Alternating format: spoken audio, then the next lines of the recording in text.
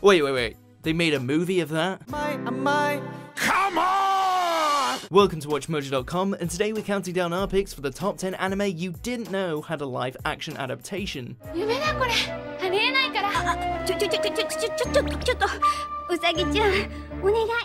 Before we begin, we publish new videos every day, so be sure to subscribe for more great content. For this list, we'll be looking at the anime and manga-inspired live-action films and TV series that you may not have known existed. They can range from decent to abhorrent, just as long as they're obscure. Number 10, Erased. The anime equivalent proved to be one of 2016's best shows.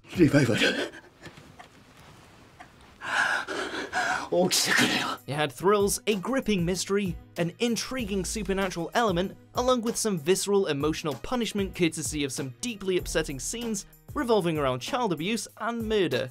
It's definitely not a light-hearted jaunt through anime's funnier tropes.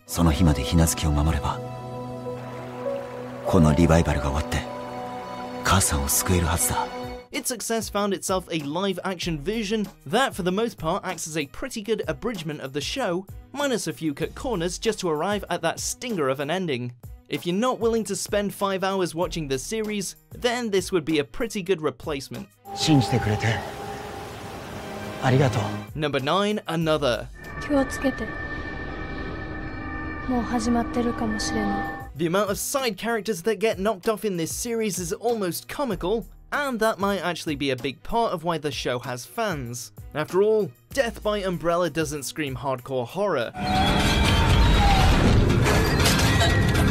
As for the live-action version, in some ways it's far from being boring, while in others it's actually funnier. With its low production quality, what you end up watching is a watered-down version of Final Destination. The creativity that goes into the kills is gone, but in exchange we get to see the extremely poor special effects. Either way, don't expect to be scared while watching this. Number 8, Mire Nikki, AnotherWorld. Sorry to say folks, you know Gasai isn't here, so don't go in expecting to see us slicing up people with axes or busting out that famous yandere expression.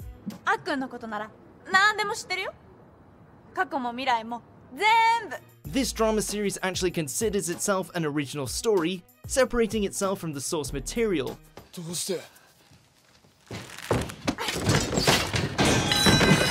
Sounds intriguing. What's it about? Oh, a lazy high school student is entered into the battle royale after he finds out his phone can predict the future, and he has a stalker whose first name is, you know, huh.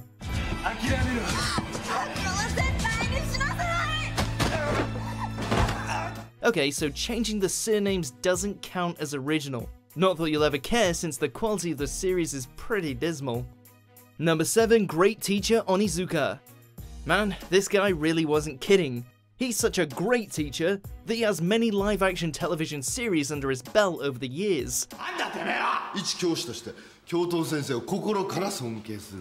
However, the one we're focusing on is the original series, starring Takashi Sorimachi. Onizuka is a man who fluctuates between being a total badass, a lovable oaf, and a creep desperate to score some nucky.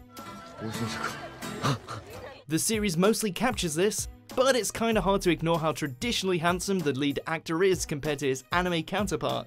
There's no shortage of live-action Onizuka to indulge in, but this series is probably the best of the bunch.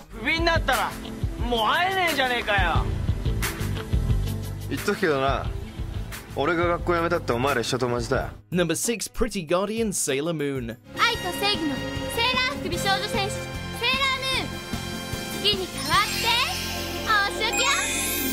Ooh, right in the childhood. While at first glance this looks like a low-budget tokusatsu, and it kind of is, but it has so much sickly charm and an aim at a young female demographic that it's hard to completely hate this show.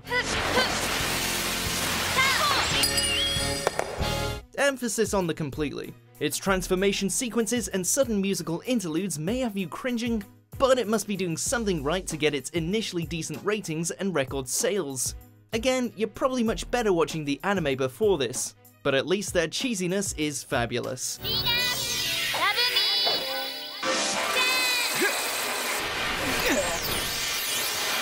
Number 5, Kaiji series. While not exactly the breakthrough adaptation, these films are still worthy of praise.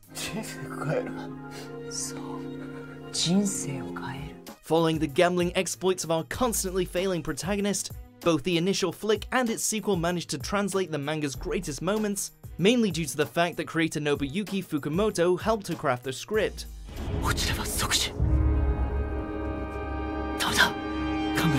It may not have the stylized tension that made the show such a hit, but look at it this way. If not for the second Kaiji movie, we wouldn't have gotten the second anime series. That alone warrants this movie's existence. Number 4, Assassination Classroom series. No, your eyes are not deceiving you.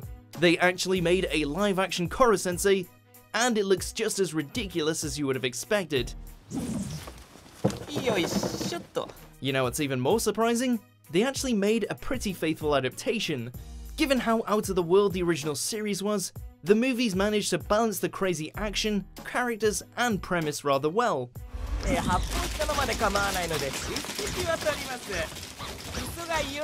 There's obviously a budget behind it, the slapstick humor goes a long way, and the longer you watch him, the more the CGI Koro-sensei starts to grow on you.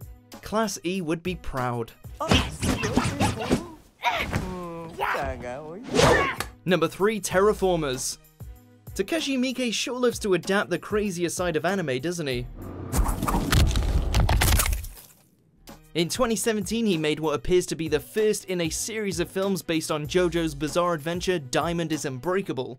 While the effects and tone of that movie was certainly passable, hell, some fans found it downright enjoyable, the same really can't be said for the previous year's venture.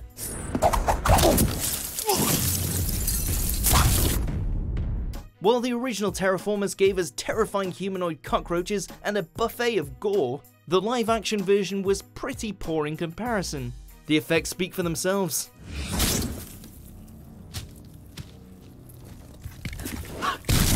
Number 2, Prison School. You'll remember this anime, right? How it had gripping story about bromance, while also being submerged in more fan service, boobs, edginess, and every other kind of lewd content imaginable. Yeah, well, they made a live-action series about that.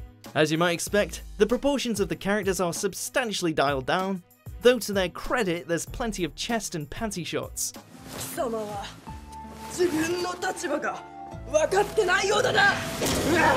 We'd say kudos to them for sticking to the original works almost to the letter, but in doing so, it actually comes across as even more perverted. We're guessing that's a win?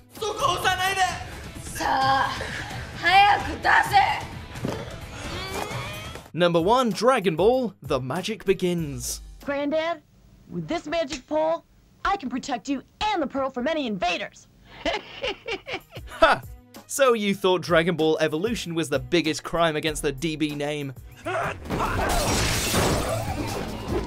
Behold, the unofficial Taiwanese adaptation of the Dragon Ball movie, Curse of the Blood Rubies. Not that you'd be able to tell as the production quality is beyond the pale of bad, made all the worse by the hysterically poor English dubbing. Okay, I'll show ya!